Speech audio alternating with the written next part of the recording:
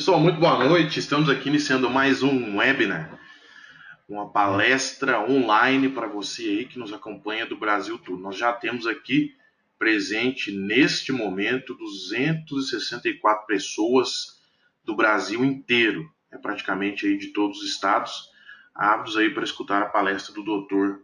Tiago. Esse projeto, pessoal, de educação continuada, é um projeto que foi idealizado pelo Grupo Reagro, pelo 3R Lab, com o objetivo de levar para vocês aí mensalmente, especificamente na cadeia do leite, um pouco de conhecimento técnico e prático que pode ser utilizado imediatamente para melhorar a vida aí, com o objetivo final do produtor. Ok? Então nós realizamos essas palestras todos os meses.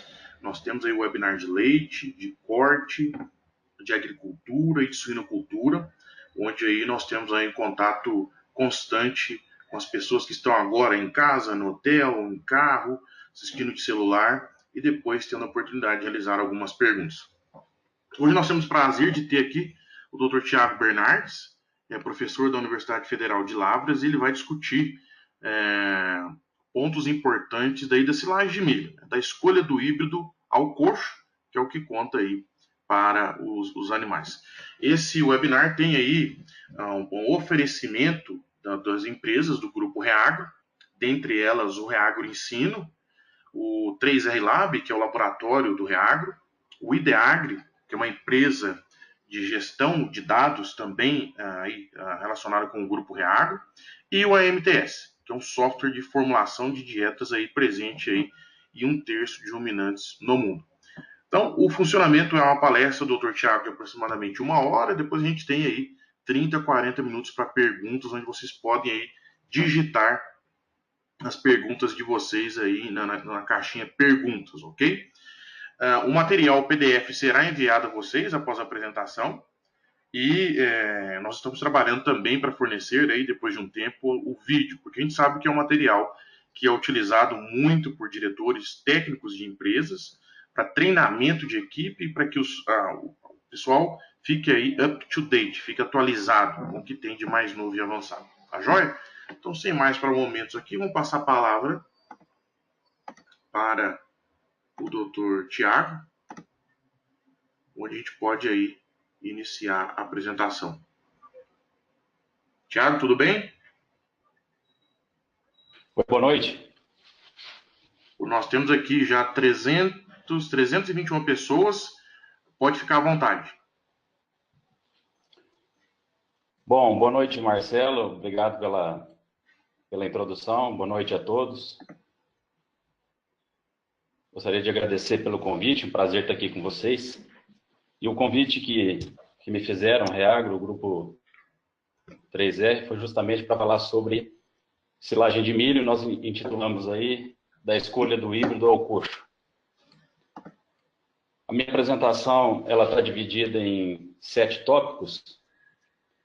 E, obviamente, para falar de silagem de milho, da escolha do híbrido ao coxo, nós vamos ter que pincelar os pontos mais importantes, porque 50 minutos, 1 hora, talvez não seja suficiente para falar sobre isso, mas nós teremos tempo depois para aquilo que não foi comentado, vocês terão liberdade de perguntar e eu terei o maior prazer em responder. Então, nós vamos iniciar a apresentação falando um pouco sobre a escolha de híbridos de milho, quais são as características desejáveis. O segundo ponto da nossa apresentação, nós vamos falar um pouquinho sobre aditivo, com foco em inoculante. Depois, obviamente, nós vamos fazer a cronologia do processo, que é entrar com a colheita e processando a forragem, o transporte, abastecimento e compactação. Quais são as estratégias de vedação que estão disponíveis atualmente? Maneiras de nós desabastecermos, remover silagem do silo. E, por último, nós vamos destacar um pouco a importância de por que mostrar e como mostrar a silagem de milho. Eu costumo dividir silagens de milho, né? Faço sempre essa divisão. Nós temos aí 5 opções. Então, nós podemos fazer silagem de planta inteira, ou seja, aquele corte convencional, que é a silagem mais utilizada. Nós podemos ter ainda silagem de milho de corte alto. Podemos ainda da planta de milho extrair, fazer os grãos úmidos. ou comprar grão e reconstituir, ou ainda nós temos a opção de fazer silagem de espigas. Então, dessas 5 opções que nós temos, eu vou ressaltar aqui hoje somente silagem de planta inteira. Vocês podem ver que eu coloquei ali a cadeia do leite, porque justamente esse é um webinar que faz parte do webinar Leite, com foco em leite. Mas as pessoas que nos assistem, que estão envolvidas com a cadeia do corte, têm a oportunidade também de absorver alguma coisa. E como eu disse no momento das perguntas, a gente tentar esclarecer alguma coisa que seja mais focado para o corte. Então, passando pelo primeiro ponto da nossa apresentação, gostaria de destacar para vocês essa pergunta, que é: qual híbrido eu escolho? Nós estamos aí em meados do mês de agosto. Algumas regiões já compraram, mas a maioria estão comprando híbridos de milho nesse momento, e o produtor precisa ter critérios. Nós, na última safra, fizemos um experimento aqui com 11 híbridos derivados de 7 empresas diferentes. E, além das avaliações convencionais, por exemplo, citando aí produtividade, nós estudamos o histórico agronômico desses híbridos. O que é o histórico agronômico? Nós, além de calcular o custo da semente, o custo de fertilizante e herbicida, nós, semanalmente, avaliamos a área, ou seja, todas as parcelas, qual era a necessidade que cada híbrido teria de controle de praga e doença. E cada vez que a gente identificava necessidade do controle ou de praga, ou de doença, ou de ambos, nós anotávamos e fomos conduzindo a cultura, e fomos fazer isso, e fomos procedendo dessa forma ao longo das semanas, até a colheita, do plantio até a colheita. E aí nós calculamos aí o custo da semente de cada híbrido, o custo de fertilizante, herbicidas, inseticidas e fungicidas. E obviamente eu grifei aí, vocês podem ver, semente, fungicida e herbicida, sementes, fungicidas e inseticidas, porque são esses itens que acabam pesando, no final das contas, do custo de forragem, que eu vou mostrar lá na frente. Porque fertilizante e herbicida são basicamente o mesmo para todos. E nós colhemos essas plantas com em torno de 35% de matéria seca. Então, nessa tabela, nós temos aí 4 colunas. Eu gostaria de ressaltar que essas produtividades, esse custo, isso vale para a nossa região sul de Minas Gerais, tanto é que eu estou evidenciando a produção de silagem em lavras.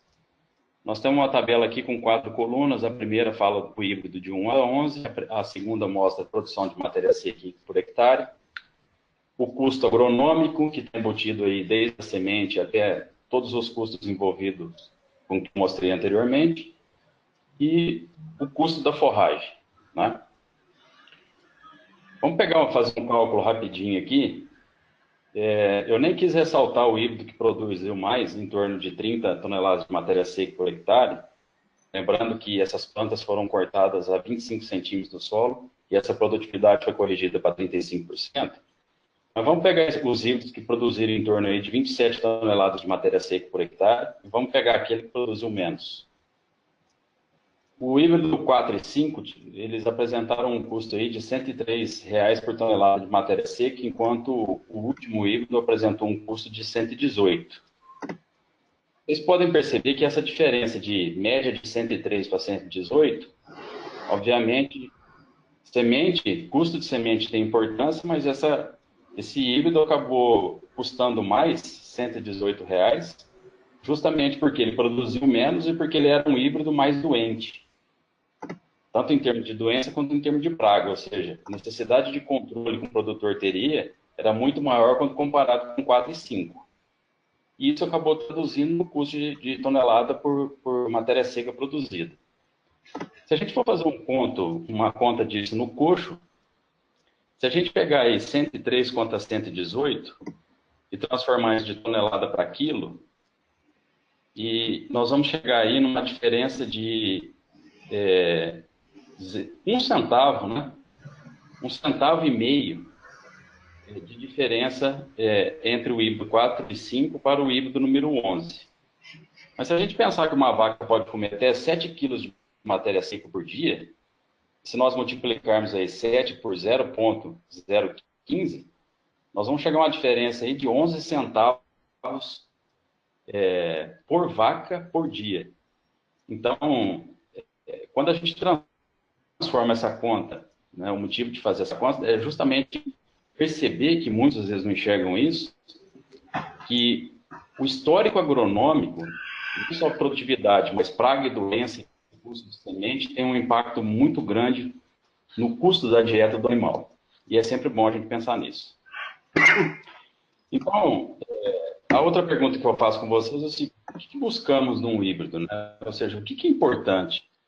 Nós temos muitos pontos que são controversos, muitas pessoas opinando, né, sobre escolha de híbrido para silagem, e a ideia é justamente tentar pontuar os aspectos aqui mais importantes. O primeiro item, né, que nós temos que pensar é que o nosso híbrido precisa ser produtivo.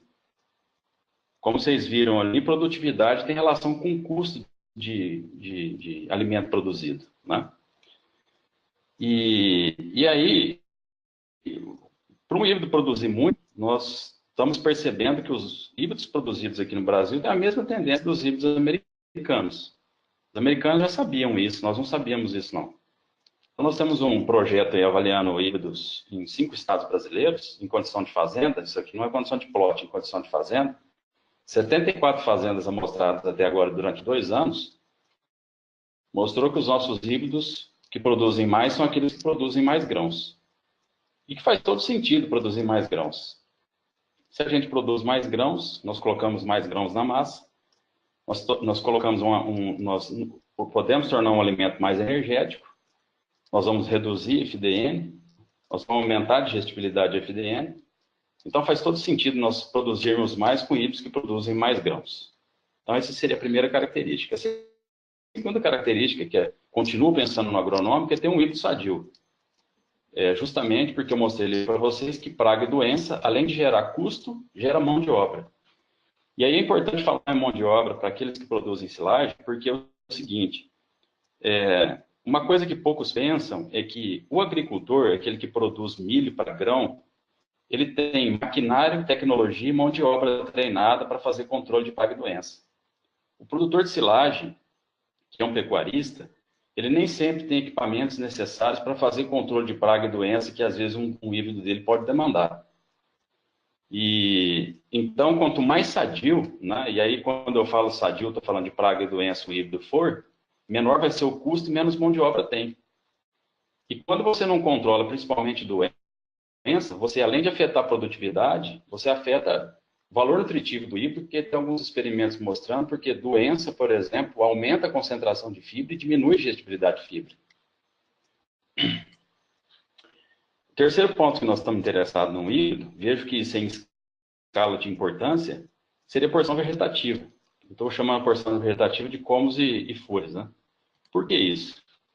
Porque, como vocês podem ver, quando a gente faz a partição da planta, e aí nós temos da esquerda para a direita, palha, sabugo, grãos, como e folha representa 55%, mais ou menos em média, dos híbridos aqui brasileiros, e 45% seria representado pela espiga.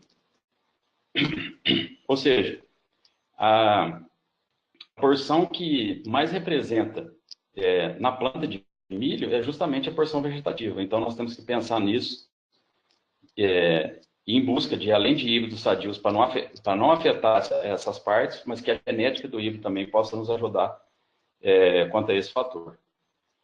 O quarto ponto seria tipo de grão. E por que ele vem por último? Porque por muito tempo nós ficamos discutindo a importância de grão duro e grão macio aqui no nosso país. Só que acontece que quando a gente colhe a silagem, por exemplo, com 34, 35 de matéria seca, esse grão ainda está pela metade, ou 60% da linha do leite. Vou mostrar ali para vocês. Então, ou seja, o híbrido, o grão, ele não conseguiu ainda evidenciar toda a sua dureza, caso ele seja duro. Porque não formou completamente amido no grão ainda. E além disso, nós descobrimos recentemente, nós, quando eu falo pesquisadores, nos últimos anos, de que tempo de fermentação potencializa a digestão de amido. Então, isso significa que talvez um híbrido de grão duro pode se tornar um híbrido de grão macio dentro do silo. Talvez a dureza do grão, eu falo talvez porque não temos experimento nenhum mostrando isso, possa influenciar no processamento do grão, mas a gente não tem certeza sobre isso. Então, não posso assumir que um híbrido de grão duro e um híbrido de grão macio, que um híbrido de grão duro vai ser menos processado que um híbrido de grão macio quando a planta tiver com 32%, 33% de matéria seca. As pessoas falam isso, mas não tem experimento nenhum evidenciando isso. Então, para finalizar esse slide, eu gostaria de ressaltar que hoje nós temos tecnologia muito avançada em híbridos de milho. Eu, particularmente, estou muito satisfeito com tudo que as empresas têm disponibilizado para a gente no mercado brasileiro. Nós temos bons híbridos, produtivos, sadios, e que nós temos condição de produzir silagem de alta qualidade com os híbridos que nós temos disponível hoje. Obviamente, se no futuro as empresas encontrarem híbridos de grãos macios, que tem o mesmo desempenho agronômico de um híbrido de grão duro, obviamente a gente pode acabar preferindo por um híbrido de grão macio. E por último, a mensagem que a gente gosta de sempre falar, não esqueça de plantar refúgio. Marcelo, agora nesse momento tem uma pergunta para vocês.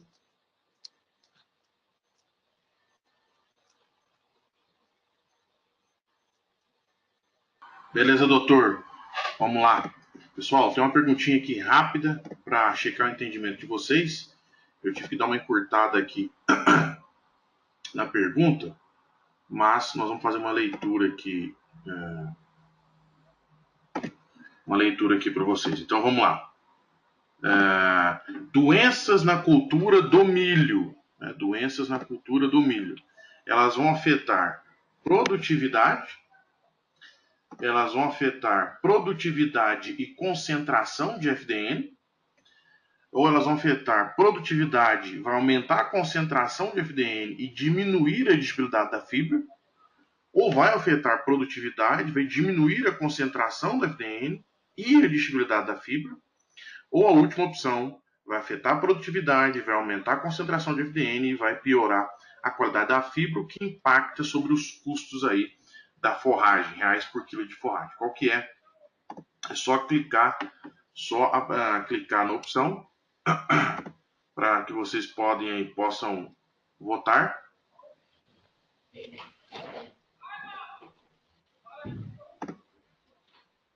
Pode ir, o pessoal está votando. Nós temos aí aproximadamente 48%, 56%, mais 5 segundos, pessoal. Então, acho que é isso. Vamos lá, vamos fechar. Vamos compartilhar. Tiago, você consegue ver o resultado?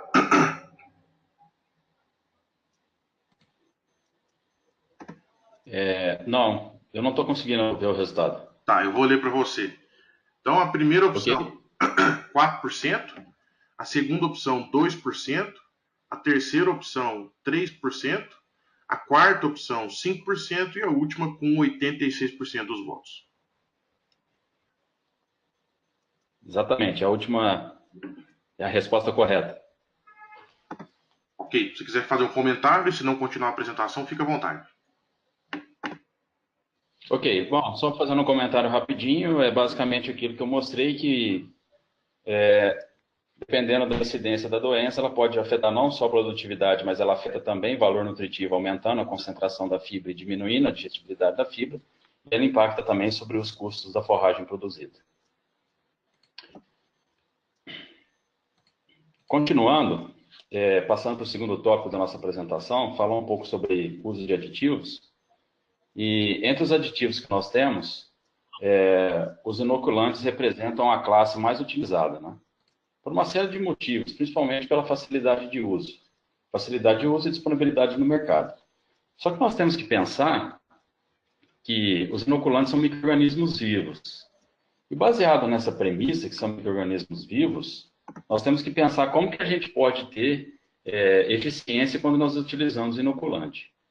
Então, o primeiro tópico que eu coloquei para vocês, que para a silagem de milho, principalmente, que é o foco da nossa apresentação, nós temos que dar escolha para aqueles inoculantes que têm dentro da sua composição a bactéria Lactobacillus buchneri.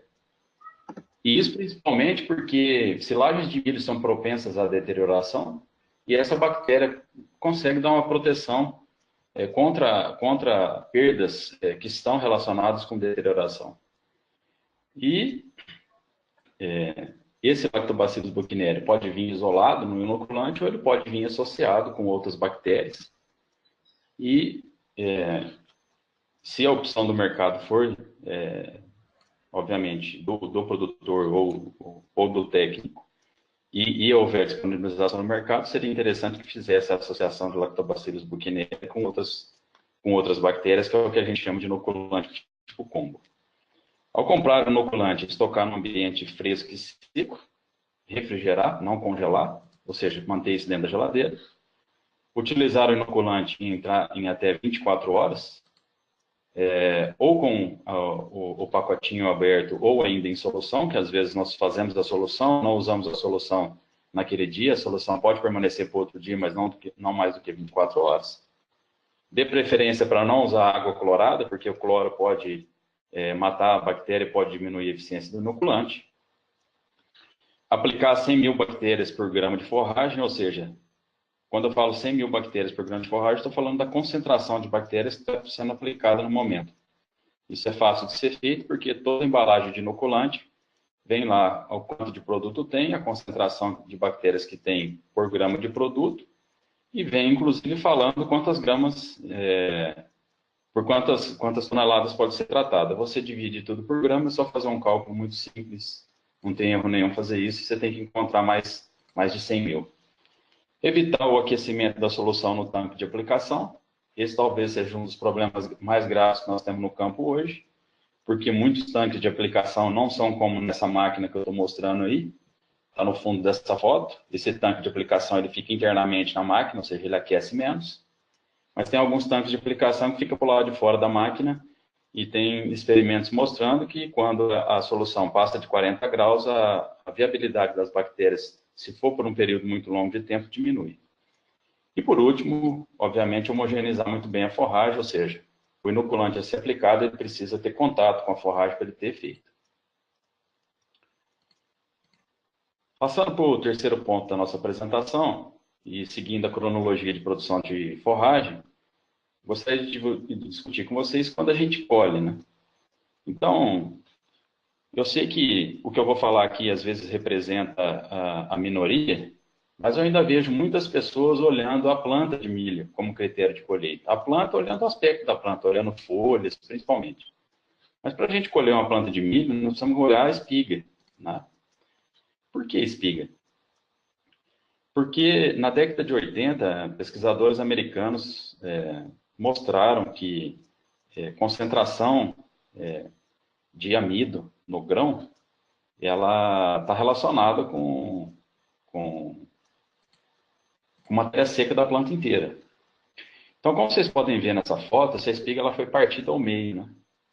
E a parte esquerda, a gente consegue ver uma divisão entre um amarelo escuro e um amarelo claro. Essa divisão entre as duas porções amarelas, ela é chamada de linha do leite. E ela está dividindo justamente o que é amido e o que é solução de glicose que vai se tornar amido, né?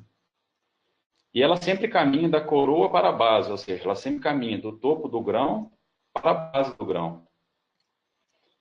Não sei se vocês conseguem ver o mouse aqui do computador, mas eu estou tentando assinalar aqui. Mas isso é simples de ser visualizado. Então, quando a gente parte a espiga, de um lado você consegue ver a linha do leite, do outro lado você não consegue ver porque o embrião está protegendo a linha do leite. E essa linha do leite está entre 40% a 70%, quando eu falo entre 40% e 70%, obedecendo a linha do leite, ou seja, da coroa para a base, do topo para a base, a planta vai apresentar em torno de 32% a 38% de matéria seca, que é o momento em que nós temos que realizar a colheita, ou seja, nós temos esse intervalo aí para a gente poder proceder. Ok? Ainda falando sobre linha do leite, eu continuo insistindo muito nisso, porque alguns pesquisadores aqui no Brasil começaram a dizer que linha do leite não serve como critério de colheita. Para alguns híbridos, minoria dos híbridos talvez não sirva.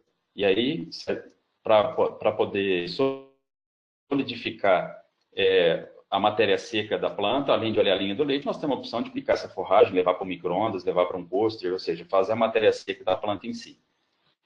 Mas eu insisto na linha do leite porque, além da gente perceber qual é a concentração de matéria seca que a planta pode ter, nós também fazemos uma leitura de a concentração de amido que a planta está acumulando. Né? E é importante para o técnico produtor saber quanto de amido que essa planta está acumulando. Veja esse gráfico, que as plantas foram colhidas do estágio leitoso até a maturidade fisiológica. No eixo Y, nós temos aí percentagem, que em amarelo é percentagem de amido e em verde é percentagem de matéria seca. Vocês podem perceber que quando a planta é colhida em torno de 28% de matéria seca, e ainda tem muitos produtores que colhem, nós temos uma concentração de amido ainda muito baixa, né? Quando comparado com uma planta que vai passar dos seus 32% de matéria seca, se aproximando de 30% de amido. Então, o salto que a planta dá em concentração de energia é muito grande, né? Então, silagem de milho não é uma silagem barata, é uma silagem cara, é uma silagem agronomicamente complexa e é uma silagem que ela tem que se pagar, principalmente em termos energéticos, e a gente consegue fazer isso quando a gente acumula amido na massa. O segundo ponto relacionado com colheita, definindo ali quando eu colho, a pergunta que eu faço é como eu colho, né? E muitas vezes surge a pergunta assim, qual é o tamanho de partícula que nós temos que picar a planta, né? Eu sempre me deparo com esse tipo de pergunta, né? Então vamos tentar entender, porque não é muito simples, que no passado nós líamos literaturas que falavam assim, a silagem precisa ser picada em torno de 2 centímetros, ou mais do que isso, ou menos do que isso. Cada literatura traz uma informação. Mas se a gente for ver, não é muito simples, né? Por que não é muito simples? Porque tem uma integração de processos dentro, né? Então vamos pensar aqui, ó. Vamos tentar raciocinar juntos. Atualmente nós temos 2 opções no mercado brasileiro de máquinas para colher. Nós temos o que a gente chama de tracionada por trator, que é aquela máquina acoplada no trator que geralmente come uma linha. Nós temos as máquinas com poder de colheita um pouco maior, que é o que a gente chama de autopropelida. Nós sabemos que existe uma diferença de qualidade de corte entre essas 2 máquinas, né? Obviamente, a máquina autopropelida é um equipamento mais sofisticado, tem um poder de qualidade de corte superior. Isso é uma coisa óbvia. Embora a colhedora tracionada por trator ainda tenha o seu espaço no mercado brasileiro e ainda vai continuar tendo. Bom, após colher, nós vamos colocar essa silagem dentro de um silo, nós vamos desabastecer. E a outra pergunta que nós temos que fazer é o seguinte, a gente colheu com tracionado e colheu com autopropelido. A nossa retirada ela vai ser feita com um mixer. Esse mixer vai ter fresa? Por que eu estou falando isso? Porque a fresa, além de remover a silagem do silo, ela também promove a redução do tamanho de partícula. E depois que a fresa joga a forragem para dentro do vagão, o vagão ainda pode diminuir mais o tamanho de partícula ainda, né? Então, dependendo do vagão, nós podemos ter uma diminuição mais acentuada ou uma diminuição menos acentuada. A outra pergunta que, para integrar esse quebra-cabeça, vamos dizer, é o seguinte. A minha silagem de milho, é o SM que eu estou evidenciando aí, é pura, né? Eu tenho só silagem de milho na dieta das minhas vacas, ou eu vou ter silagem de milho associada com feno ou associada com pré-secado.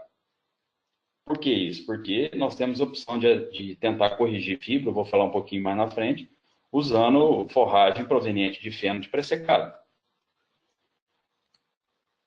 Para jogar um pouquinho mais de pimenta, a dieta das minhas vacas vai ter amido de alta fermentabilidade ou não? O que significa isso? Nós vamos fazer uso de silagem de grão reconstituído, de silagem de grão úmido, de silagem de espiga, que são alimentos com amido de alta fermentabilidade, ou eu não vou ter? E por último, no final do processo, nós temos um animal que vai receber, né? Que tipo de animal? Qual a exigência que esse animal tem, né? Em que fase de lactação que ele está? Enfim, não é simples responder sobre tamanho correto de partícula. Por quê? Porque tudo isso aqui está integrado dentro da fazenda.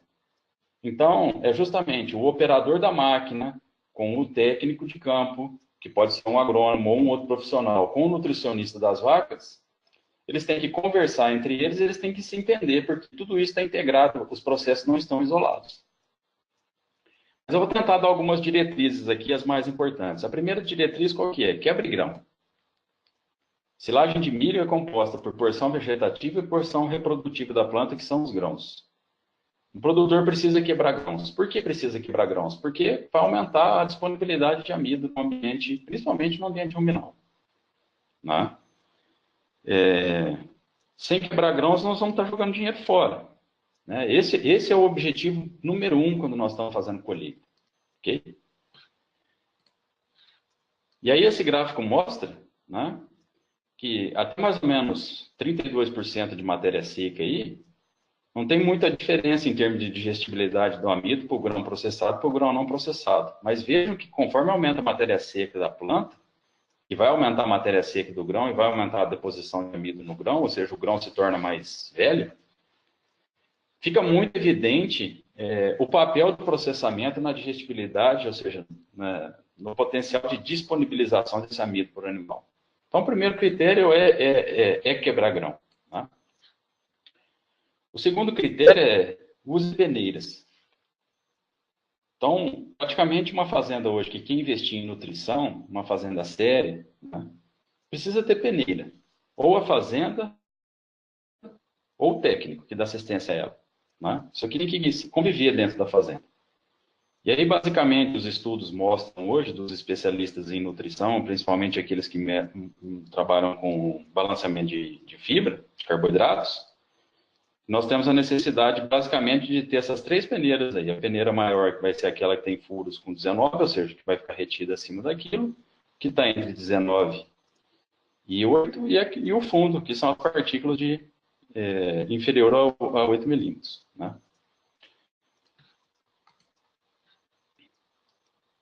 Bom, baseada na premissa que nós temos que monitorar grão, como que nós vamos fazer isso? Conforme vocês estão vendo na parte de baixo do slide, estão vendo um silo sendo abastecido e um vagão descarregando forragem. A indicação é que cada vagão que chegue, ou se você não conseguir fazer isso para cada vagão com uma frequência muito grande durante o dia, você pode usar um copo de 1 litro aí.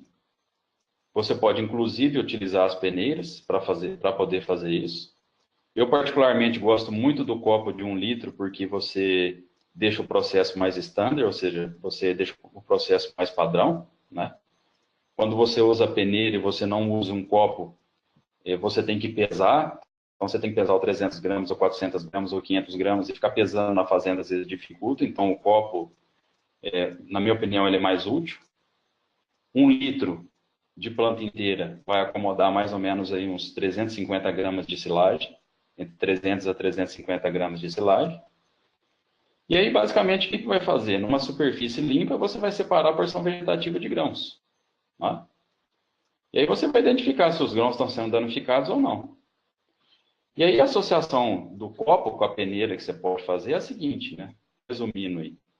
Se a propriedade estiver colhendo com autopropelida, lá na peneira do fundo, aquela que tem as partículas inferiores a 8 milímetros, você precisa ter uma quantidade de forragem ali inferior a 20%. Essa é a meta. São metas que nós estamos colocando. E depois de você separar ali o que é porção vegetativa de grão, você precisa ter menos de 5 grãos por litro. Por um outro lado, se você estiver trabalhando com uma colhedora tracionada por trator, veja que a meta muda.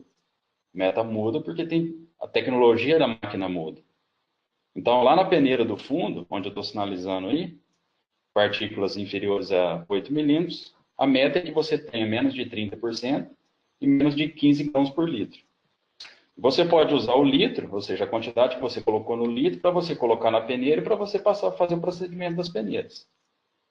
Por que nós estamos olhando aí para a peneira do fundo? Porque é tudo aquilo que fica acima do fundo que é o que vai fazer o animal mastigar.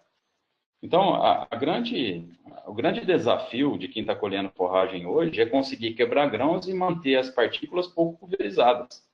Por que pouco pulverizado? Porque se a partícula pulveriza demais, em uma ordem, às vezes, que um animal não vai conseguir ter a sua atividade mastigatória corrigida por meio de uma outra forragem. Por que isso vai acontecer? Porque vai ter que inserir tanta forragem, por exemplo, feno, no sistema, que você vai travar o consumo do animal, você vai causar enchimento. Então, por exemplo, tem silagens, conversando aí com o professor Marcos recentemente, ele tem dados de silagens no Brasil aí que tem, ao invés de 30% no fundo, tem 60%, 65% de forragem no fundo. Ou seja, são forragens finamente moídas, e dependendo da dieta que o animal está recebendo, você não consegue corrigir isso por meio de uma outra forragem, né? Dependendo do caso, sim, dependendo do caso, não. Fica mais fácil corrigir quando você está trabalhando com forrageira de clima temperado, porque aí você tem potencial de inserir mais fibra na dieta. Quando estou trabalhando com, por exemplo, feno de Tifton, feno de Sindon, fica um pouco mais complicado, porque a realidade é um pouco mais próxima da nossa aqui do Sudeste e Centro-Oeste, quando comparado com o Sul do Brasil. O Marcelo tem uma pergunta para vocês nesse momento. Vamos lá, pessoal. Focado aqui no processamento e nas necessidades aí de linkar o tipo de máquina com qualidade de grãos e etc. Então vamos lá. Nós temos a segunda pergunta. Eu tive que dar uma resumida. Vamos fazer uma leitura aqui para vocês. Sobre a colheita, assinale a alternativa incorreta. Ok? Então, a pergunta lá. Sobre a colheita, assinale a alternativa incorreta. Em algumas situações, é possível utilizar uma segunda fonte de forragem para compensar, entre aspas, silagens finamente moídas. Opção B. Para máquinas tracionadas por trator, quando se busca a quebra dos grãos, a diminuição da proporção de silagem abaixo de 8 milímetros. Opção C. Para máquinas autopropelidas, é possível quebrar os grãos sem aumentar a proporção de silagem abaixo de 8 milímetros. Opção D. A busca por fibra mais longa é para balancear, entre aspas, amido digestível. E a última opção, tamanho da fibra pode afetar a concentração de gordura no leite. Então, assinale aí a alternativa incorreta. Nós temos aí aproximadamente 10% da turma que já votou. Pode ficar à vontade, pessoal. É só clicar na tela e nós estamos buscando aí a alternativa incorreta. Tá? Só clicar na opção. Nós temos aí mais 5 segundos para a gente poder finalizar a votação. Quem não votou, é só clicar na tela. Tá joia? Então vamos aqui encerrar a votação. E vamos compartilhar com você. Posso ler aqui, doutor? Sim. Então vamos lá. Primeira opção, 30%. A segunda opção, 18%. A terceira opção, 11%. A quarta opção, 26%. E a última opção, 16%. Essa era uma questão um pouco mais complexa, porque realmente quando fala de processamento é um pouco complexo, mas a alternativa incorreta é a alternativa B. Na realidade, quando em máquinas tracionadas por trator, quando nós buscamos a quebra dos grãos, ao invés de diminuir forragem na peneira de 8, ela aumenta, né? Ela pulveriza mais, além de pulverizar os grãos, pulveriza a forragem. E aí, conforme eu falei, dependendo do grau de pulverização que você faz e da dieta que você está utilizando, isso pode ser negativo. Bom, continuando, passando para o outro tópico, gostaria de ressaltar para vocês um aspecto mais importante. Depois que nós colhemos, a gente vai começar a confeccionar o silo. Os dois silos mais utilizados que nós temos no Brasil é o superfície, que nós estamos vendo agora, e o silo trincheira. E eu quero mostrar para vocês que é possível nós fazermos silagem em silo trincheira com alta qualidade. De que jeito? Respeitando essa relação Por que respeitar essa relação? Porque a cada 1 metro que você ergue, você precisa ter mais ou menos de 4 a 5 metros de base. Para que você precisa disso? Para o trator poder compactar na transversal. Muitas propriedades fazem selagem em silo-superfície, mas transitam somente na longitudinal. Então, quando o trator faz o movimento que vocês estão vendo na foto aí, que é caminhar na transversal, ele acaba construindo essas duas paredes aí. Essas duas paredes vão dar sustentação para a área central da massa, que é o que vai garantir alta densidade e alta qualidade de silagem. Então, fica a dica que quando estiver fazendo silo-superfície, obedecer sempre essa relação e sempre permitir que a altura do silo deixe o seu trator compactar na transversal. Para silo-superfície, o grande entrave que eu enxergo é isso aí que nós temos feito no Brasil. Não faça isso com o teu silo. Eu até grifei o não ali. Na realidade, o que está sendo feito aí? Nós estamos colocando um silo-superfície em cima de um silo-trincheira. Por que isso não deve ser feito? Porque toda essa parte que está dentro desse conteúdo vermelho é uma parte que vai estar diretamente ligada com o ambiente, porque ela vai estar unicamente protegida ali pela lona, né, pelo sistema de vedação, e ela acaba sendo uma parte menos densa. Se ela é menos densa, ela é mais porosa. Se ela é mais porosa, a chance de entrar oxigênio acaba sendo muito maior. Obviamente, a chance de se deteriorar acaba sendo muito maior. Então, o levantamento que nós fizemos recente em 32 fazendas aqui no Brasil, nós percebemos que silos que eram confeccionados dessa forma tinham muito mais perdas quando comparado com silos que respeitavam a altura da parede. Certo? Respeitar a altura da parede é construir o silo trincheira, desculpe, né? Desse modo aí que eu estou mostrando nesse slide. Ou seja, nós não vamos ultrapassar, nós não vamos abaular, nós não vamos construir um silo superfície em cima de um silo trincheira. Nós vamos respeitar a altura da parede do silo, seja ele de alvenaria ou seja ele de terra. E procurar construir a massa com uma certa declividade, onde o fundo é mais alto que a frente. Da maneira como eu estou mostrando. E da maneira como vocês podem evidenciar aí na prática. Veja que exemplo de fazenda é essa. 3 silos trincheira um ao lado do outro, nenhum silo rompendo parede, todos os silos com declividade do fundo para frente, e isso é devido principalmente porque no período em que ocorrer chuva, se a água tiver que escorrer, ela vai sempre escorrer do fundo para frente, ela não vai se acumular. Quando a gente adota esse tipo de estratégia, nós diminuímos demais a quantidade de forragem que se deteriora no topo do silo. Falando ainda de abastecimento e compactação, nós temos sempre que procurar tratores mais pesados. E o cálculo que nós temos que fazer é que o peso do trator tem que ser 25% da tonelada de forragem que chega por hora na boca do silo. Né? Mais de 25%. E usar 2 tratores é melhor do que usar um. Ou seja, quando eu fizer o cálculo, eu detectar que 20 toneladas são necessárias para poder fazer a compactação da massa, seria melhor trabalhar com 2 tratores de 10 do que trabalhar com um único trator próximo de 20, que seria que ter um trator muito grande para isso. Mas só exemplificando. E não basta só ter trator ou tratores pesados, nós precisamos ter compactação também, ou seja, a compactação precisa ser igual ao turno de colheita. Então, enquanto a colhedora estiver trabalhando, colhendo forragem, o trator ou os tratores estão em cima da massa compactando.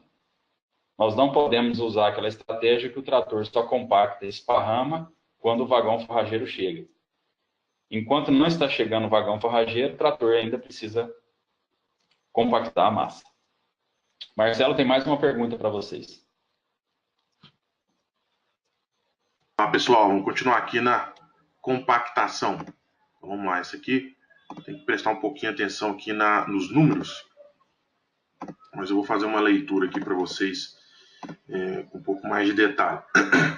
Quando a quantidade de silagem que chega por hora no silo é de 100 toneladas e colhedora trabalha por 10 horas, o peso e tempo de compactação dos tratores deve ser de...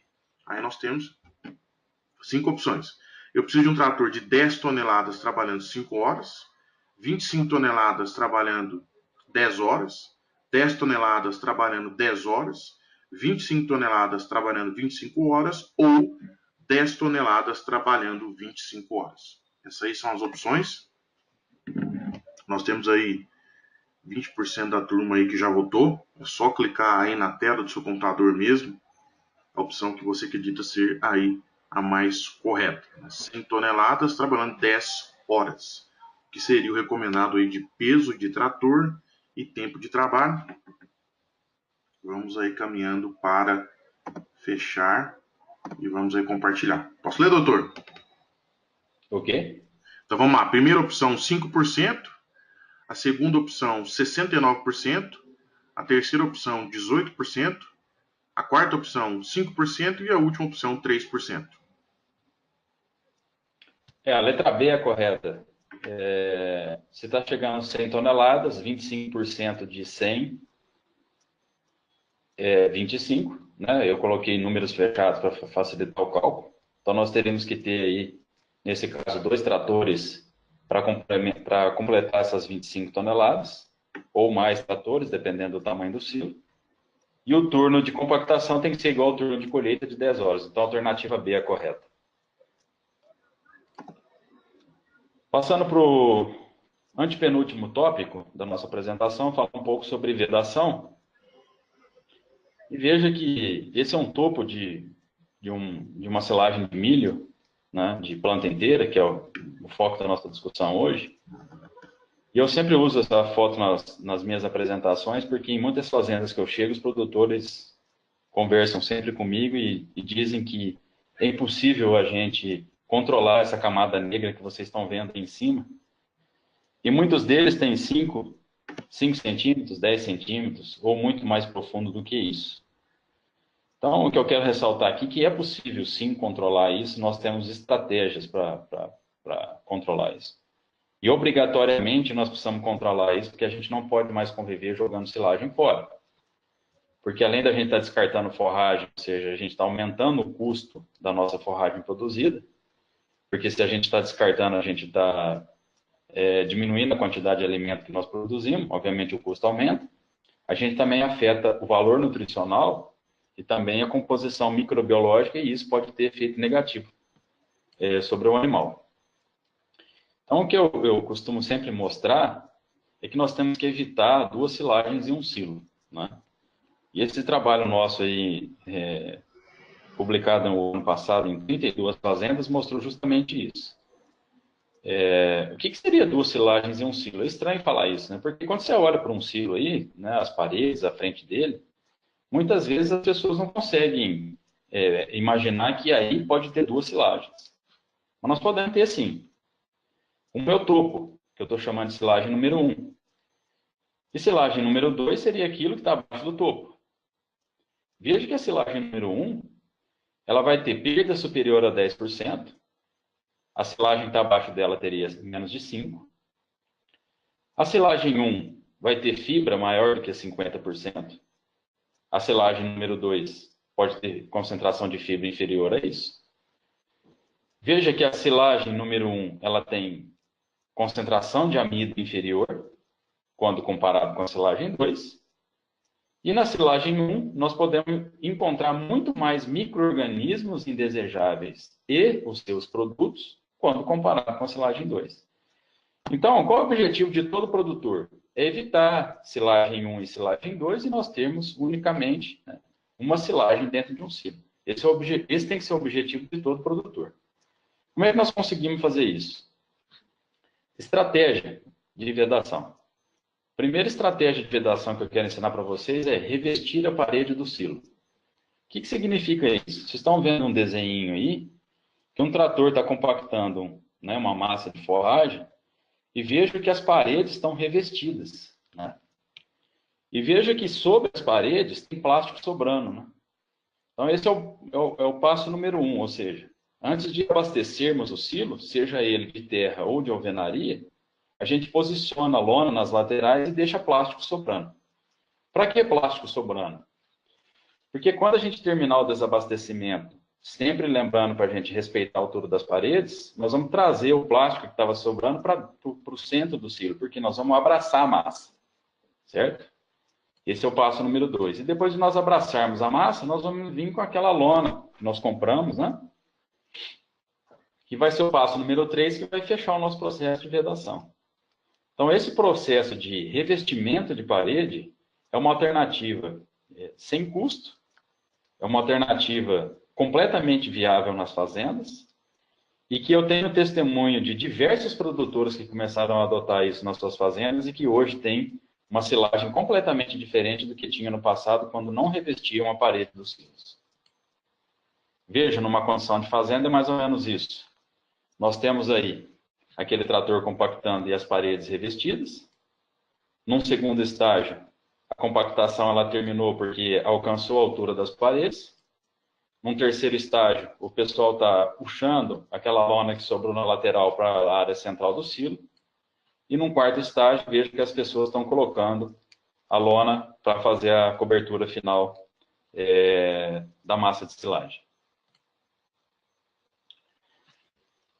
Fazendo uma continha rápida com vocês aqui, quanto custa vedar o nosso silo? Por que eu estou falando de quanto custa vedar? Porque eu tenho percebido que muitos produtores às vezes chegam na casa agropecuária, na cooperativa, para comprar o filme plástico. Eles perguntam quanto está o metro quadrado e eles sempre escolhem o mais barato. Então vamos fazer uma conta aqui de quanto custa o alimento que você está produzindo na fazenda. Se nós colocarmos aqui que esse silo aí, que tem 2,5 metros de altura por 5 de largura por 50 de comprimento, se nele nós conseguirmos colocar 650 kg de forragem por metro cúbico, que isso é completamente plausível, né? Nós vamos ter aí 410 toneladas de silagem estocada. Se a silagem tiver um custo de R$110, veja que nós vamos ter estocado aí R$45 mil. Gostaria que todos, na próxima safra, começassem a fazer esse tipo de cálculo. Quantos R$1.000 está estocado dentro do silo? Aí a pergunta é, qual lona que você compraria para estocar os 45 mil? Veja que eu não estou falando qual lona você compraria para cobrir a silagem. É qual lona você compraria para cobrir R$45 mil. Veja que muda um pouco de história isso, né? Então, alternativas para isso. Por que alternativas? Porque hoje existe no mercado brasileiro o que a gente chama de filme com barreira a oxigênio. E o ano passado, nós publicamos esse trabalho aí no Journal of Earth Science, de um resultado de um estudo de 2 anos feito em fazendas, em condições de fazenda, cobrindo silos trincheira, e nós chegamos à conclusão de que quando a gente reveste as paredes do silo com filme com barreira a oxigênio, nós diminuímos muito as perdas e nós temos a condição de manter o valor nutritivo da silagem no topo igual à silagem do centro. Então veja que eu estou mostrando algumas opções de filme barreira que nós temos no mercado brasileiro hoje, e que esses filmes são praticamente utilizados em 2 etapas, né? Como que funciona isso? O filme com barreira é o filme fino, né? É um filme realmente que você consegue, se você for tentar olhar do outro lado, você consegue olhar do outro lado, por quê? Porque ele é um filme que vai ter aí mais ou menos 40 micras de espessura. E sobre esse filme, você vai ter que ter ou uma lona convencional, ou, vocês estão vendo à direita aqui nessa foto, você tem a opção de, inclusive, ter uma rede, ter uma proteção física do filme. Por que esse filme com barreira precisa ser protegido ou por uma lona ou por uma rede? Porque ele é um filme que não tem tratamento contra raio ultravioleta. Mas ele é um filme que tem alta barreira ao oxigênio, ou seja, não deixa o oxigênio permear para dentro da silagem. E aí vocês estão testemunhando dessas fotos em condição de fazenda e ver como é que está o topo dessas silagens quando se usa filme com barreira. Então essa é uma alternativa viável dentro do Brasil hoje e que muitas pessoas ainda perguntam quanto custa esse filme com barreira.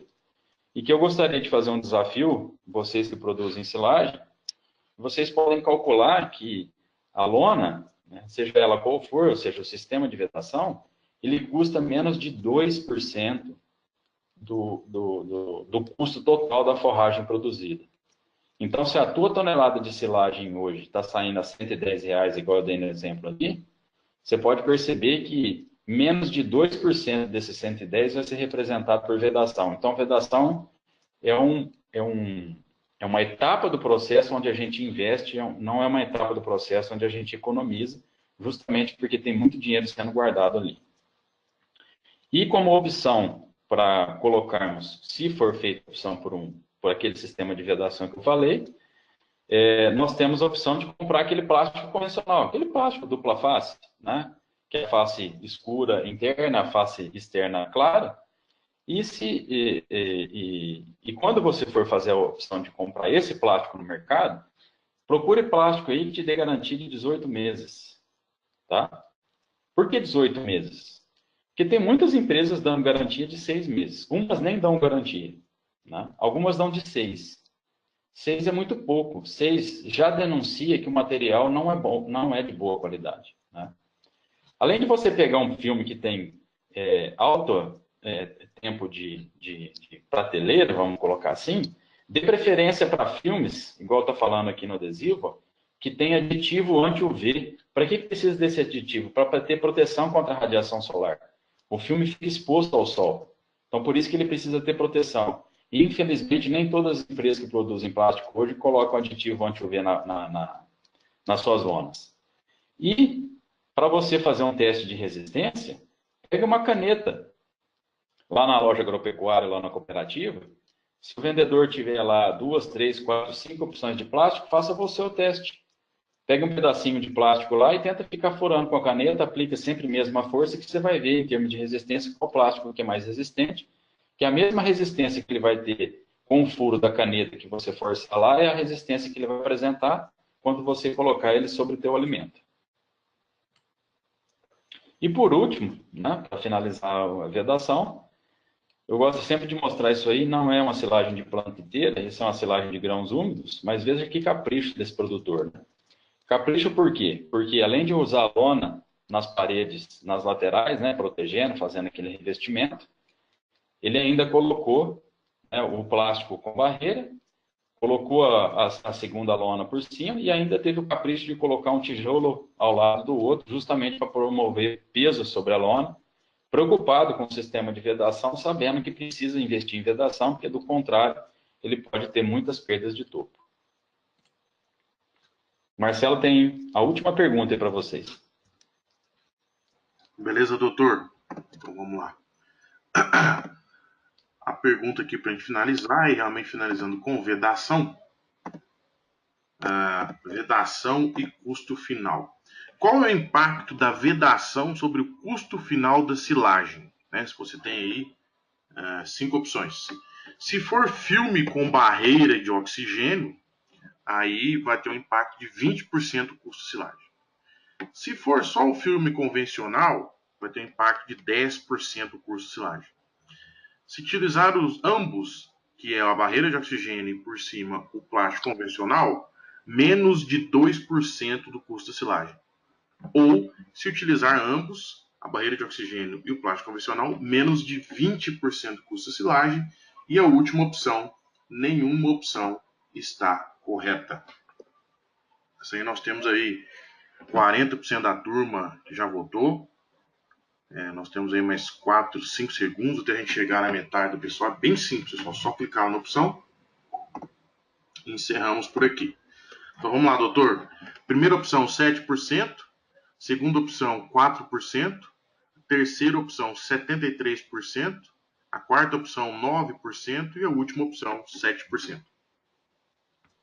A alternativa correta é mostrando que o sistema de vedação custa menos de 2% do custo total da silagem produzida. Então, repetindo, não é uma etapa onde a gente economiza, é onde a gente investe, mesmo trabalhando com filme com alta barreira oxigênio, o sistema ainda continua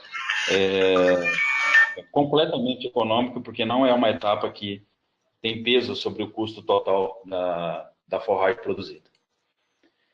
Caminhando aí para o tópico de remoção da silagem, eu coloco para vocês que essa é uma fase crítica.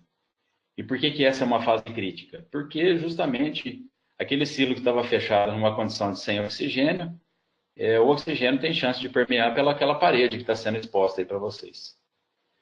E muito tem se falado como desabastecer, né? E E as recomendações, até esse momento, eram sempre em termos de centímetros. Ah, então, retira uma camada de 20 centímetros, como se fosse um pão de forma, né? Ah, retira uma camada de 30 centímetros. Só que quando a gente fala em centímetros, a gente não leva em consideração a densidade da silagem, né? O quanto que essa massa aqui é densa, né? E aí, falar em linearidade, ou seja, em 20, 30 centímetros, não é completamente correto, porque a gente não está evidenciando o que a silagem daquela propriedade tem em termos de poro, ok? Então, nós fizemos um trabalho, estamos concluindo esse estudo, com 97 fazendas, né? 53 fazendas aqui no Brasil e 44 fazendas na Itália. Mesmo protocolo experimental, visitamos as fazendas e a gente está tentando não, e nós chegamos numa nova variável para indicar para os produtores para como desabastecer corretamente. Como é que funciona isso? Nós chegamos à conclusão de que ao invés de falar em linearidade, em 20 centímetros por dia, 30 centímetros por dia, nós temos que falar em quilos de silagem por metro quadrado por dia. Então veja que eu estou colocando aí que a meta é de 250 quilos por metro quadrado por dia. Como é que funciona isso? Então nós temos uma área do painel aqui, que todo produtor tem condição de saber, que é altura vezes largura, né? Então quando a gente faz aqui 2,5 de altura vezes 5, nós vamos encontrar aqui 12,5, né? Bom, então aqui nós temos a área, certo? Uma vez a gente tendo a área, desculpa, uma vez a gente tendo a área, a gente precisa saber quantos quilos de forragem que cada produtor usa diariamente. E todo produtor tem conhecimento disso, porque sabe quantos animais estão sendo alimentados e quantos quilos de silagem mais ou menos vai por lote, né? Ou, se caso há a existência de divisão de lote. E aí, dividindo a quantidade de silagem que a gente usa diariamente pela área do painel, nós chegamos àquele número ali que vejo que para essa fazenda, como exemplo aqui, a gente não alcançou a meta lá, que é os 250 quilos por metro quadrado por dia. Bom, muita gente vai falar assim, mas meu silo trincheira está pronto, né? Como que eu posso tentar melhorar isso para os próximos anos? Você precisa mexer na área do painel. Então, mexer no número de animais, muitos produtores não irão. Então, se você mexer na altura do painel, né, na área do painel, desculpa, veja que nós mudamos ali de 2,5 para 1,8, a área do painel cai de 12,5 para 9 metros quadrados. A gente continua consumindo 2.500 kg de silagem por dia, se a gente dividir, nós vamos chegar na meta lá, que para essa fazenda, nesse caso aí, a gente chega a 280 kg por metro quadrado por dia. Ou seja, a gente está dentro da meta alcançada no nosso estudo, ok? Na verdade, eu estou simplificando tudo isso, eu gostaria de mostrar para vocês mais resultados, para ficar um pouco mais evidente, mas infelizmente não temos tempo. Mas eu gostaria que vocês gravassem essa meta de 250 e que corressem atrás disso, que é um sistema muito simples de você adotar na propriedade hoje, ao invés de falar em linearidade 20 e 30 centímetros por dia. E por último, quando você estiver desabastecendo, se você não tiver condição de adotar aquele mesmo sistema que aquele produtor colocou lá, um tijolinho atrás do outro, que você faça pelo menos isso no desabastecimento. O que é isso aí que eu estou mostrando? É que nesses 2 metros próximos da face do silo onde você está desabastecendo, que você coloque peso. Né? Que peso? Qualquer peso, né? Peso mais peso mesmo, que você tenha disponível na fazenda. Por quê? Se você conseguir fazer isso aí, você vai conseguir evitar a entrada de oxigênio entre a massa de silagem e a lona. E experiência prática nossa tem mostrado que fazendas que têm adotado isso daí têm diminuído também muito perdas de silagem no topo. Caminhando para o final da nossa apresentação, esse é o último tópico. Quando nós estamos desabastecendo obrigatoriamente, por que obrigatoriamente? Nós temos que amostrar a silagem, e essa obrigatoriedade vem justamente de um trabalho que eu gosto muito, publicado no Journal of Earth Science em 2015, que mostrou que silagem é um alimento que precisa ser amostrado frequentemente e que silagem não pode ser tratada como um alimento concentrado onde a gente usa a tabela de composição, né? Infelizmente, tem muitos nutricionistas hoje que usam tabela de composição, ou seja, não estão amostrando a sua própria silagem, e a gente sabe que existe uma variação muito grande em termos de matéria seca e de valor nutritivo, de silagem para silagem, de silo para silo, dentro da mesma propriedade, de fazenda para fazenda. Então, cada silagem que está sendo utilizada precisa ser amostrada e precisa ser identificada quanto à matéria seca e a sua composição. Por quê? Porque é um alimento que tem variação, forragem sempre tem muita variação e silagem não é diferente. Como amostrar? Eu gosto sempre de colocar esse esquema de amostragem, porque tem muita gente que gosta de ir direto lá no painel do silo e retirar lá uma amostra de silagem com as mãos. Não faça isso que você vai estar sendo tendencioso. E nesse trabalho de 2015, publicado por esses dois autores, mostrou que a amostragem é super importante para a gente diminuir erro da composição do nosso alimento. Então, seguindo a sequência aqui, no canto superior à esquerda, vocês estão vendo a letra A, ou seja, desabasteça do topo até a base, ao longo de toda a largura do silo. Quando você jogar toda essa quantidade de forragem no chão, aleatoriamente escolha aí, eu coloquei aí 8 pontos, você pode colocar em torno de 8 ou mais do que isso, de forma aleatória saia retirando 8 pontos ao longo de toda a largura de silagem que foi depositada no chão. E cada amostra dessa que você tirar, você vai colocar dentro de um balde. Quando você colocar todas as suas amostras dentro de um balde, você vai levar seu balde para uma superfície plana e limpa, vai retirar todo o conteúdo, passando aí para a letra E. Esse conteúdo da letra E você vai dividir ele em 4 montinhos diferentes e, de forma aleatória, você vai escolher um dos quartos, vai colocar isso num saco plástico, vai identificar com data, com identificação do silo, com o nome da fazenda, com o nome do amostrador, ou seja, tudo que o protocolo determina, e vai encaminhar isso para o laboratório o mais rápido possível, de forma que o seu alimento possa chegar íntegro lá, e de forma que dentro de poucos dias você possa ter uma noção de qual é a concentração de matéria seca e de nutrientes que a sua silagem tem, para você formular adequadamente a sua dieta. Agradeço a atenção de vocês. Desculpe, eu acabei passando aí uns 10 minutinhos do tempo. Conforme eu falei, muita coisa para a gente falar, eu pensei os tópicos mais importantes e estou aqui o quanto vocês acharem necessário para poder responder as perguntas, porque eu acho muito produtiva essa interação de quem está apresentando ter como público, ok? Prazer estar aqui representando minha instituição, Universidade Federal de Lavras, e obrigado mais uma vez ao Grupo Reagro 3R pelo convite. Beleza, doutor, show de bola. Nós temos aqui ainda presente conosco 480 pessoas. Hoje nós tivemos o recorde da sala. Nós quebramos o recorde, o máximo, a gente conseguir suportar 500 pessoas. Nós tivemos aí realmente um número muito grande de pessoas interessadas no assunto, né? E entendemos que temos que trabalhar aí para aumentar a capacidade da sala. Nós estamos aí já com o nosso time de marketing trabalhando nisso. Pessoal, apresentação excepcional. O professor Tiago realmente vive as questões de fazenda, sabe dos desafios dos produtores e tem aí sido aí um dos principais nomes em termos de qualidade de forragem no Brasil. Se depender da gente, será. Eu tenho uma breve apresentação para vocês.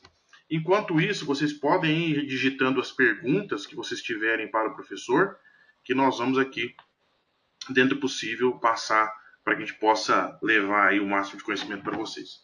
Pessoal, uma das empresas que apoia esse projeto de educação continuada, nós temos aí 500 pessoas no Brasil todo, tem gente aí em hotel, no celular, em casa, mas de qualquer maneira aprendendo, dentre as empresas do Grupo Reagro, é o Reagro Ensino. Então o Reagro Ensino acredita muito na transferência de conhecimento técnico e aplicável que vai gerar resultado para o produtor. Tem algumas opções de cursos presenciais para as pessoas que não tiveram oportunidade de fazer uma faculdade, que vivem aí no dia a dia focado na pecuária de leite. Na Bahia, gestão da pecuária leiteira. Em Piauí, começando em setembro. Em Minas Gerais, em Teófilo Otoni, 22 de novembro. em Uberlândia, dia 13 de dezembro, Gestão da Pecuária Leiteira. É um curso onde você pode e deve enviar os gestores da sua propriedade para que ele entenda de uma série de fatores importantes para o sucesso da atividade. Também um curso em Gestão de Pessoas e Equipes em Lavras, iniciando dia 9 de novembro, com o Emerson, que tem aí sido referência do ponto de vista de recursos humanos aí no agronegócio. E temos as opções também para aquelas pessoas que já têm um curso de graduação, veterinário, agrônomo, zootecnista, uma pós-graduação em pecuária leiteira em Belo Horizonte, iniciando em setembro, uma pós-graduação em pecuária leiteira também em Goiânia, iniciando em outubro, e em Santa Catarina, uma pós-graduação em nutrição de bovinos leiteiros, onde aí realmente você pode aprofundar mais na parte de nutrição. Marcelo, não consigo, estou ocupado, não consigo me deslocar. Não tem problema, o pessoal do Agro Ensino pensou em você. Então tem a opção aí de cursos online. Então, curso internacional em reprodução de bovinos leiteiros você faz na sua casa, com acesso a professores dos Estados Unidos, do Canadá e do Brasil, começando 20 de novembro. E um curso muito interessante, focado em sanidade de bovinos leiteiros, de rebanhos leiteiros, começando em novembro, que são cursos focados em pecuária leiteira também, que você pode fazer na sua casa. Como que eu fico sabendo mais sobre isso? Entre em contato com o pessoal do Reagro, que tem todos os detalhes para vocês. Uma outra empresa que ajuda esse webinar, essa divulgação de conhecimento prático, é o AMTS. O AMTS é uma empresa que possui um software de balanceamento de dieta, que aí é traduzido para o português, espanhol, chinês, francês, italiano, japonês, e é utilizado para balancear dietas aí em 1/3 dos ruminantes do mundo. Realmente é o software para quem utiliza, que continua na atividade. Mais informações aí, entrar em contato com o 3R Lab, ok? E finalmente, o 3R Lab, que é o laboratório de análise do agronegócios do Reagro, é uma empresa que hoje está localizada em Lavras, no sul de Minas Gerais, uma região estratégica, e também já cresceu para Chapecó. Estamos aí também presentes em Chapecó.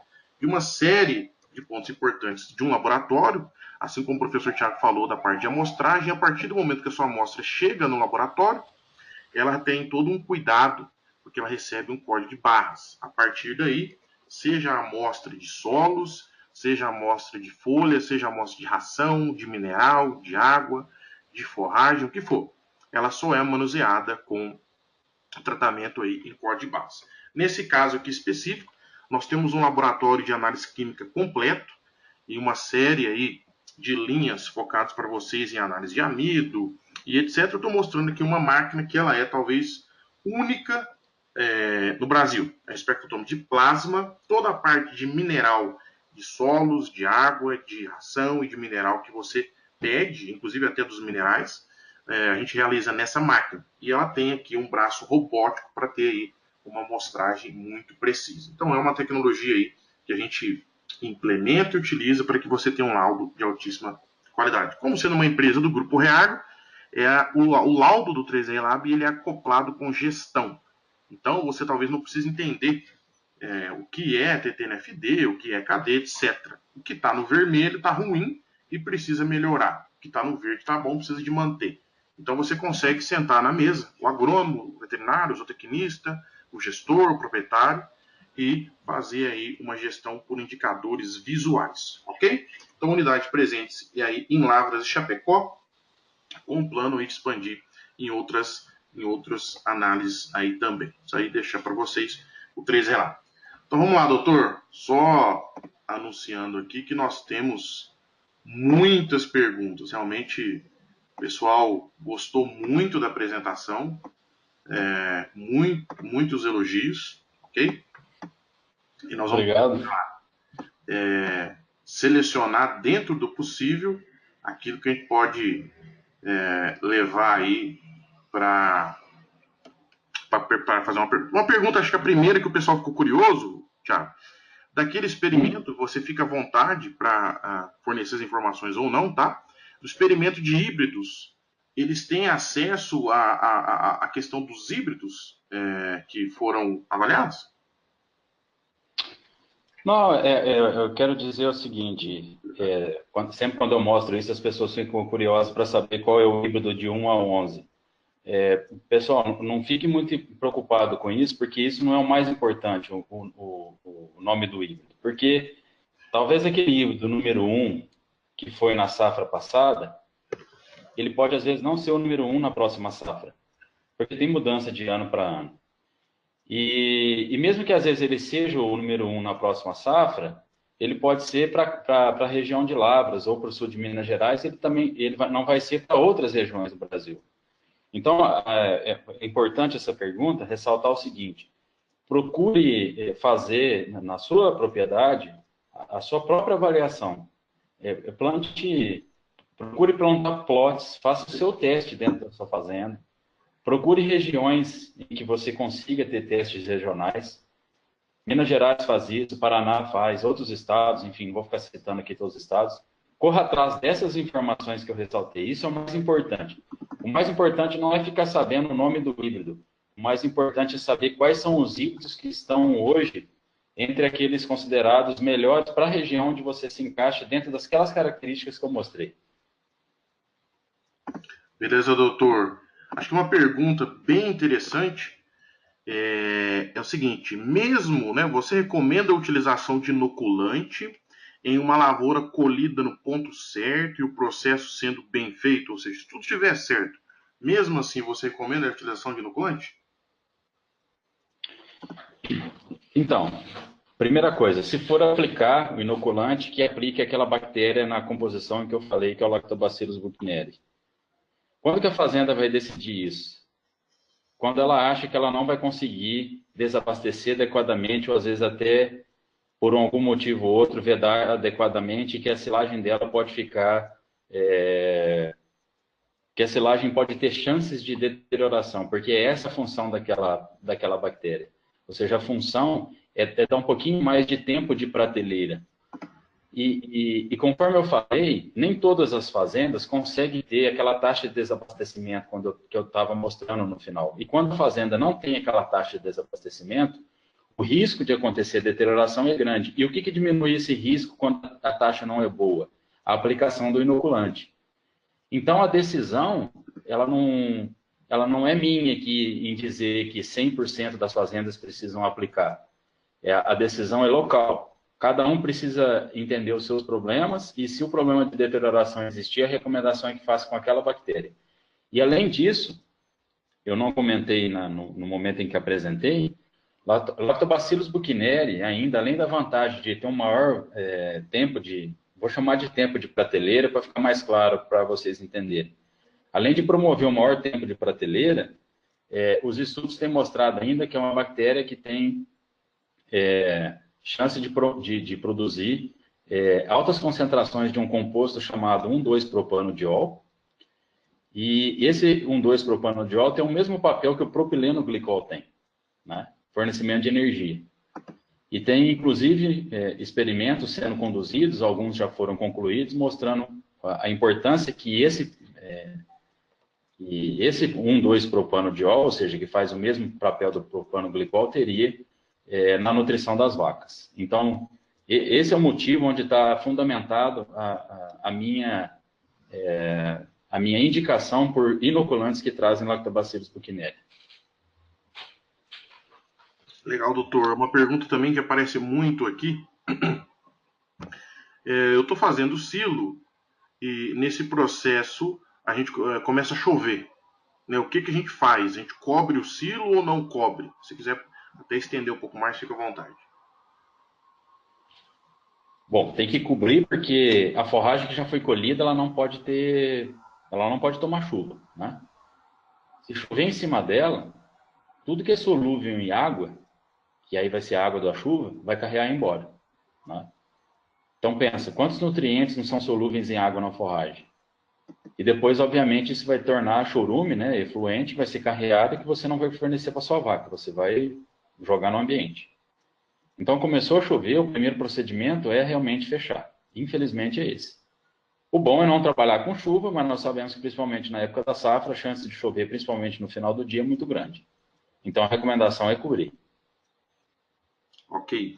Uma pergunta que aparece aqui também comum qual o tempo médio ideal para uma boa fermentação de silagem? Para a silagem de planta inteira, que é o assunto principal da gente hoje, os estudos têm mostrado que 40 dias, entre 40 e 50 dias é suficiente para nós abrirmos o silo. Obviamente, quanto mais a gente deixar, melhor.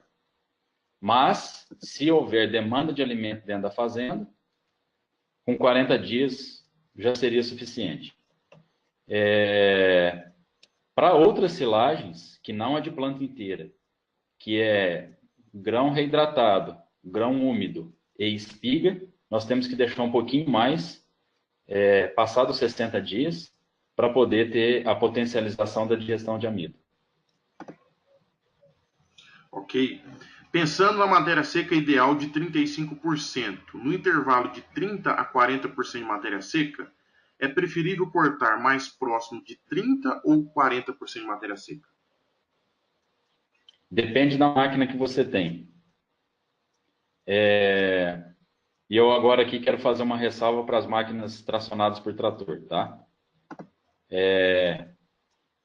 Com o advento da chegada das novas máquinas no Brasil, agora as autopropelidas, graças aos prestadores de serviço que hoje nos beneficiam com isso, né, na maioria das vezes, o pessoal começou a falar muito mal das máquinas pequenas.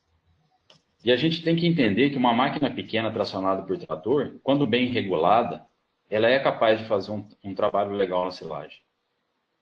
Desde que ela seja uma máquina nova e que tenha manutenção e que tenha aquele monitoramento que eu estava mostrando para vocês no início da apresentação. Então, pessoal, não jogue máquina pequena fora, né?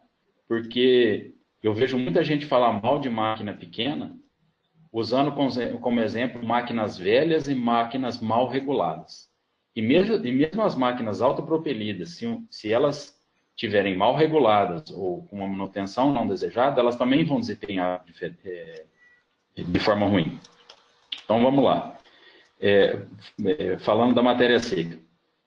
Se a opção for por colher com uma máquina tracionada por trator, uma máquina pequena, tente trabalhar do 35 para baixo. Se você tiver a opção de trabalhar com uma máquina autopropelida, do 35 para cima.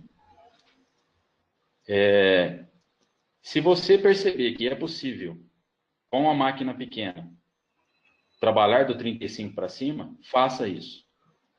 Por que a gente sempre vai pensar do 35 para cima? Por alguns motivos.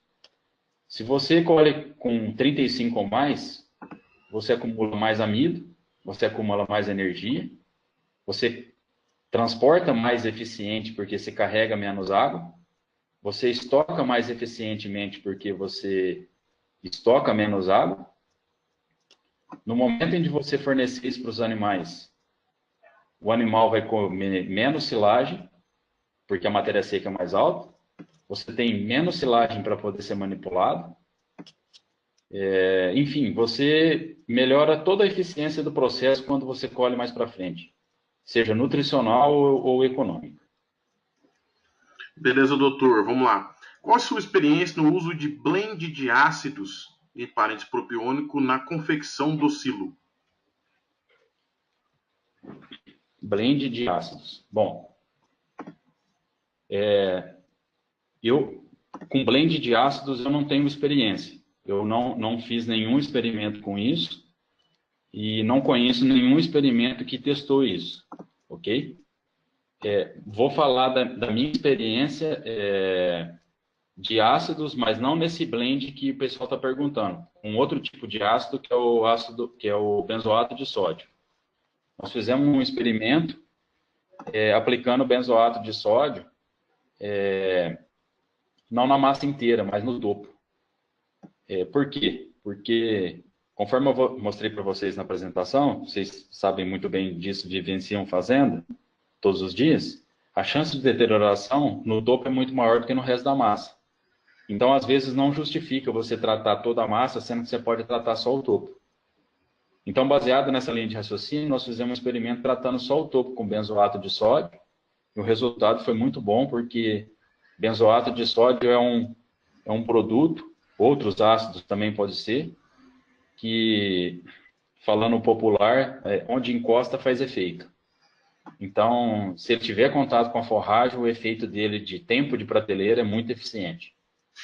Porque o ácido ele não depende de outros fatores do meio, igual o inoculante depende. Então, o inoculante é um aditivo que é eficiente, mas ele depende de uma série de fatores, inclusive eu enumerei muitos aqui.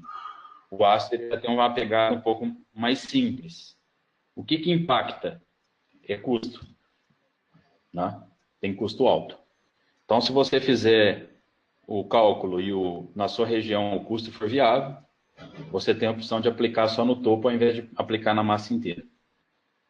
Funciona. Beleza, doutor. Vejo tratores pesados, mas com rodado duplo. Mas tratores mais leves com rodado estreito, com roda, né? Compactam mais? Qual que é o seu comentário? Trator pesado. Sempre pesado. Mesmo que tenha rodado duplo. E conforme eu falei, melhor ter 2 tratores é melhor do que 1, 3 é melhor do que 2. Obviamente, quando a gente passa de 2, dependendo do tamanho do silo, fica complexo.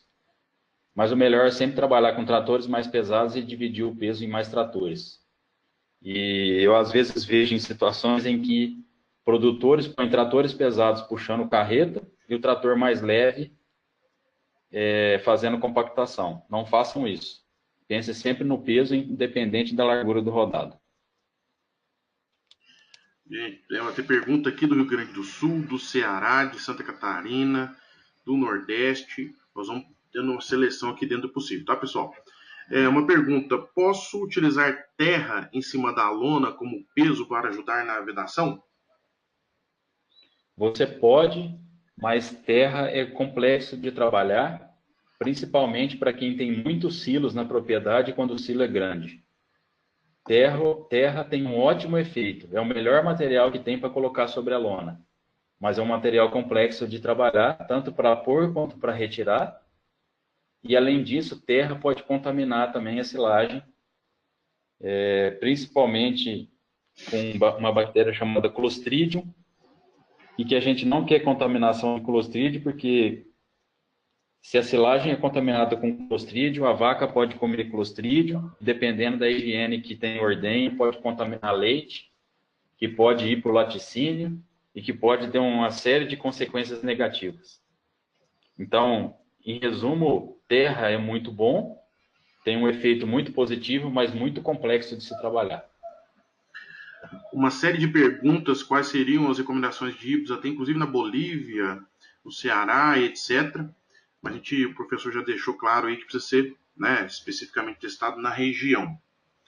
A partir de quantos hectares de milho seria interessante ter a própria máquina automotriz?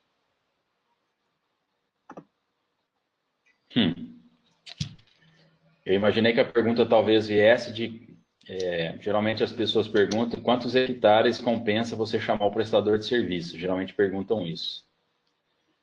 Olha, difícil essa resposta do quanto compensa ter a própria máquina.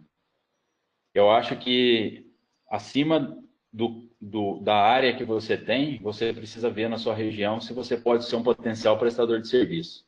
Essa é a sugestão que eu te dou. As propriedades hoje que eu conheço que produzem leite e corte, além de colherem a própria silagem, também prestam serviço para poder amortizar o custo da máquina. Então, eu acho que a grande jogada do negócio está justamente aí. Fazer o uso da máquina dentro da propriedade, localmente, mas também ter a oportunidade de prestar serviço na região. Legal.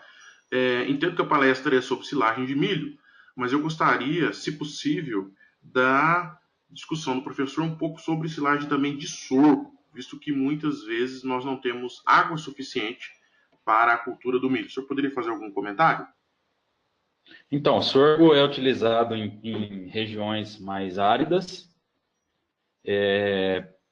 pela própria característica, fisiologia da planta, de suportar regiões que têm menos chuva quando comparado com o milho, e também por suportar principalmente solos mais pobres, onde você não tem um investimento tão forte em adubação. O problema aqui no Brasil é que nós temos uma diferenciação do que é sorgo forrageiro e o que é sorgo granífero, né? Então, sorgo forrageiro é sorgo que te dá massa, com baixo valor nutritivo. E sorgo granífero é aquele que te dá grão. Ele vai te dar menos massa, mas ele vai te dar alto valor nutricional. Eu desconheço uma planta aqui no Brasil que tenha um equilíbrio, igual a planta de milho, por exemplo, tem, que produza adequadamente uma quantidade suficiente de grãos e de massa para poder compensar o seu uso, né? Outra dificuldade do sorgo é em relação a processamento. Se eu estava preocupado em falar em processamento de milho na minha apresentação, com o sorgo essa preocupação ela nem dobra, ela triplica.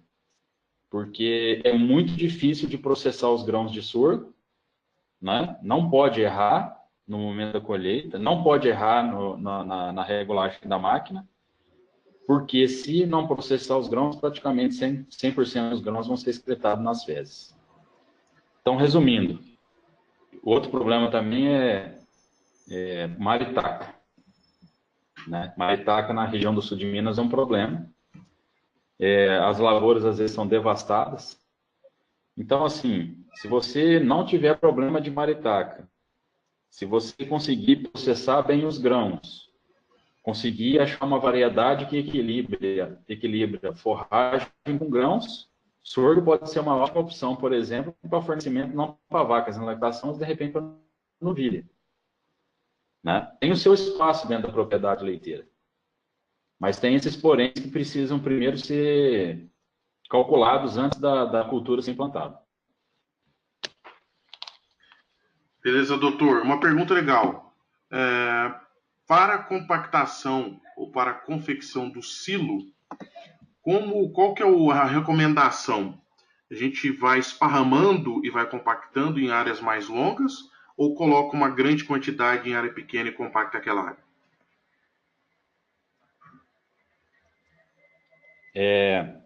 Depende do tipo de silo. Se for um silo trincheira, que tem parede no fundo, vai fazendo um esquema de rampa e vem trazendo o silo do fundo para frente.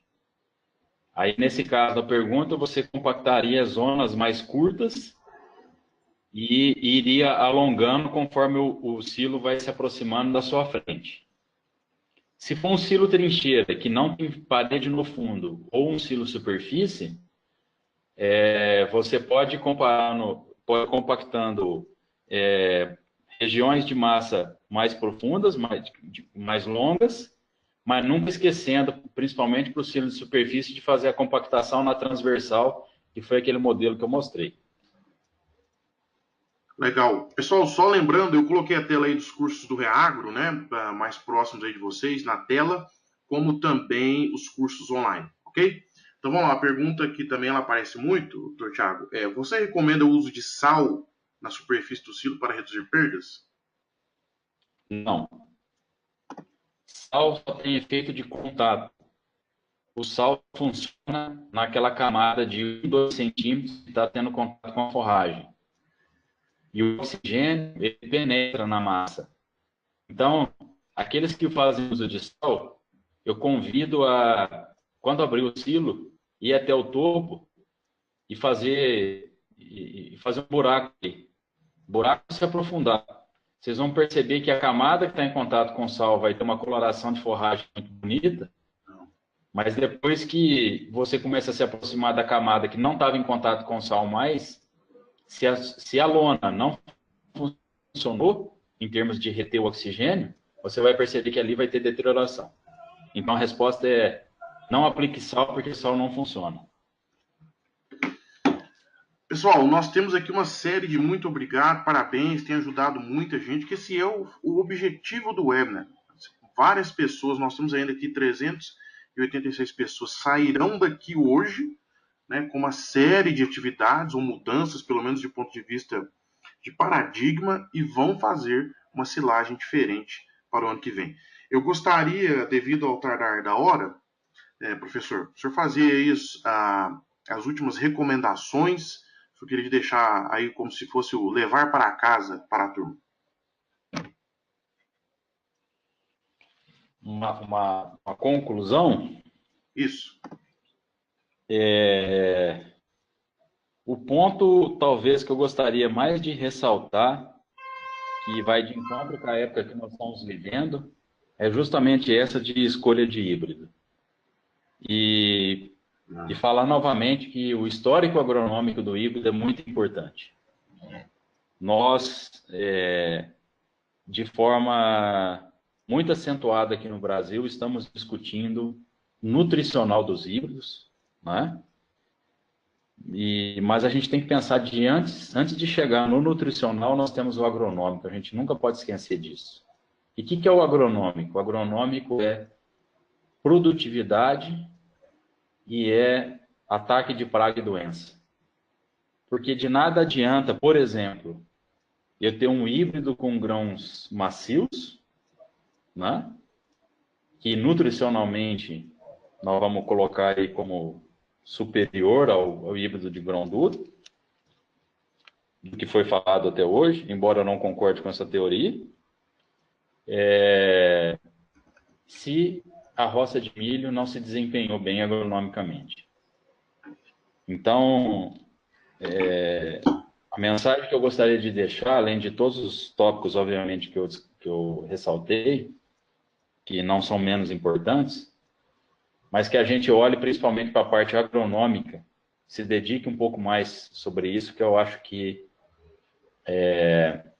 não só as produtividades brasileiras vão mudar um pouco, como também o nutricional vai mudar, porque aquele que planta um híbrido mais sadio ou faz controle das possíveis pragas e doenças que pode ter, com toda certeza vai ter silagem de alta produtividade e silagem de alto valor nutritivo.